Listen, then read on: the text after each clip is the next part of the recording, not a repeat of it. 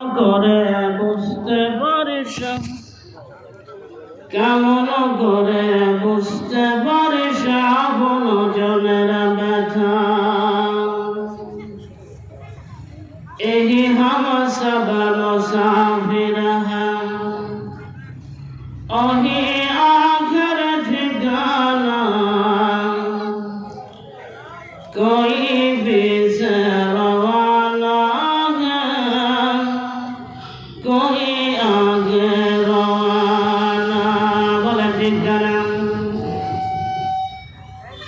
সম্মানিত উপস্থিত ওলামায়ে কেরাম, ভূমিকা বাদ দিয়ে আমি আপনাদের সামনে মূল আলোচনা করার চেষ্টা করব ইনশাআল্লাহ।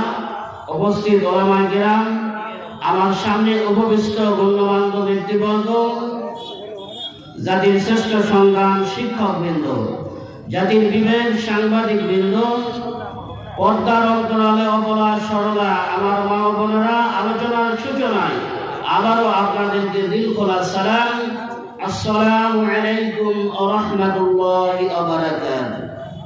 আপনারা কেমন আছেন? সর্ব অবস্থায় আপনি ভালো থাকেন, সুস্থ থাকেন, অসুস্থ থাকেন, যে অবস্থায় থাকেন মহান আল্লাহর শুকরিয়া, আলহামদুলিল্লাহি রাব্বিল আলামিন। সম্মানিত উপস্থিতি, আমি আপনাদের সম্মুখে সূরা রহমান থেকে একটি আয়াত তেলাওয়াত করেছি এবং আল্লাহ রাসূল মুহাম্মদ সাল্লাল্লাহু আলাইহি ওয়াসাল্লামের অসংখ্য লক্ষ অগণিত হাদিস থেকে একটি হাদিস তেলাওয়াত করেছি, যার অর্থ হচ্ছে তোমরা যদি আল্লাহ রাসূলকে ভালোবাসো তাহলে তোমরা জান্নাতে আল্লাহ রাসূলের সঙ্গী হবে। বলেন সুবহানাল্লাহ। আর যে আয়াতটি তেলাওয়াত করেছি কুরআনুল কারীম তথা কুরআন মাজিদ থেকে, এইটার অর্থ হচ্ছে যে সূর্য, চন্দ্র, তারকারাজি আল্লাহকে সিজদা করে। বলেন সুবহানাল্লাহ।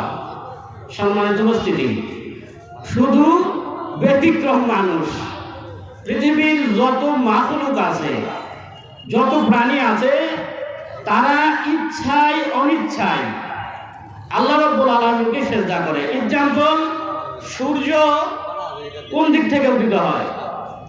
সূর্য পূর্ব দিক থেকে উদিত হয়, অস্তমিত হয় পশ্চিম দিকে। সূর্য যখন উদিত হয় এবং অস্তমিত যায়, সেই মহান রবের আরশের নিকট সূর্য গিয়ে সিজদায় পড়ে যায়। বলেন সুবহানাল্লাহ। সেখানে মহান রব্বুল আলামিনকে জিজ্ঞেস করেন, আমি কি পুনরায় আবার আলো দেব কিনা পৃথিবীতে, বা আবার সেই পূর্ব দিকে গিয়ে উঠবো কিনা? গাছগুলো পৃথিবীতে যে গাছগুলো আছে, সূর্যের আলোর মাধ্যমে প্রতিনিয়ত প্রত্যেক সাইড দিয়ে আল্লাহ রাব্বুল আলামিনকে সিজদা, কিন্তু তাদের সিজদার পদ্ধতি, তাদের ইবাদতের পদ্ধতি আমরা বুঝি না। ব্যতিক্রম হচ্ছে মানুষ। একমাত্র ইন্নাল ইনসানা কুফার, মানুষ বড়ই অকৃতজ্ঞ। পৃথিবীতে একমাত্র প্রাণী, যে প্রাণী মহান রব্বুল আলামিনের শুকরিয়া আদায় করতে চায় না।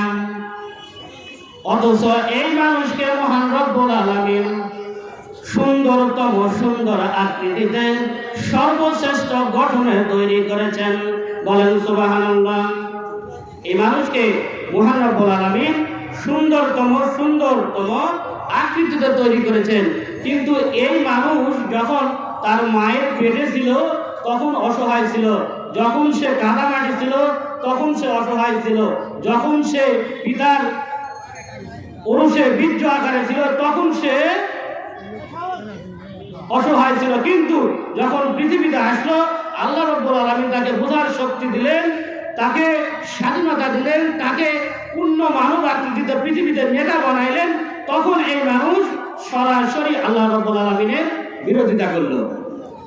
তো এই জন্যই তো কবি বলেন, আলেমে বিভেদ এখন, জালেমে দোস্তি, পথের ঠিকানা জানা নেই কারো, কে কোথায় পাবে স্বস্তি, কে কোথায় পাবে স্বস্তি।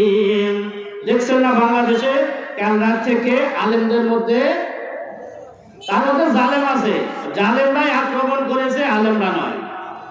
যারা আসলে আলেম বা মাওলানা বা মুফতি আপনার পাশ করলেই হয় তা না। এদের কমন সেন্স থাকতে হয়, এদের প্রকৃত জ্ঞান থাকতে হয়। আপনি শিক্ষা অর্জন করেছেন কিন্তু আমল করেন না, ওই শিক্ষার আপনার 5 টাকা দাম নাই।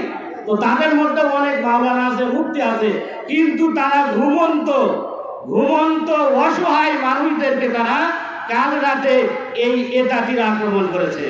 তারা আমাদেরই ভাই, কিন্তু তারা সেই ভাইয়ের যোগ্যতা রাখতে পারে নাই। তারা আমাদেরই ভাই। কি অবস্থা এ পর্যন্ত আমি সংবাদ রাখলাম 4 জন অলরেডি মারা গেছে। তারা আমাদেরই ভাই, আমাদেরই রক্ত, কিন্তু এই বাতিল শক্তির কুমতলবে তারা আজ আমাদের বিরোধিতা করতেছে। হতভাগা মুসলমান। এই জন্য আমরা কখন পড়া ইহুদি খ্রিস্টানগুলো আমাদেরকে নিয়ে রিসার্চ করতেছে, কিন্তু আমরা বুঝতেছি না। তারা আমাদেরকে নিয়ে চিন্তা গবেষণা, আমাদেরকে কিভাবে ছিন্ন ভিন্ন করে রাখানো যায়।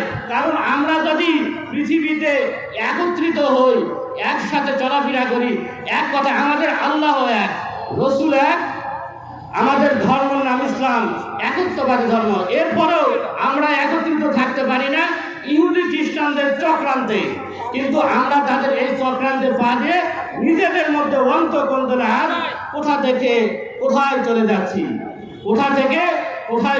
তো আল্লাহ আমাদেরকে বোঝার তৌফিক দান করুন। এদেশে ইসলাম প্রতিষ্ঠার মাধ্যমে আলেম ওলামাদের মাঝে তাদের জন্য পারস্পরিক মহব্বতের মাধ্যমে এই বিভেদগুলো যেন আল্লাহ রাব্বুল আলামিন মিটাই দেবেন। আল্লাহুম্মা আমিন। কিন্তু আমাদেরকে চেষ্টা করতে হবে। আমরা যদি চেষ্টা না করি তাহলে এই বিভেদ শেষ হবে না। তো আল্লাহ আমাদেরকে বোঝার তৌফিক দান করুন, সকলকে এক প্রার্থনা আসার তৌফিক দান করুন। নাসরুম মিনাল্লাহি ফাতহুল করিম ওয়া আখিরু দাওয়ানা আলহামদুলিল্লাহি রাব্বিল আলামিন। ফাযকুরুনি আযকুরুকুম ওয়াশকুরুনি ওয়া লা তাকফুরুন। আসসালামু আলাইকুম ওয়া রাহমাতুল্লাহি ওয়া বারাকাতুহু। মাশাআল্লাহ।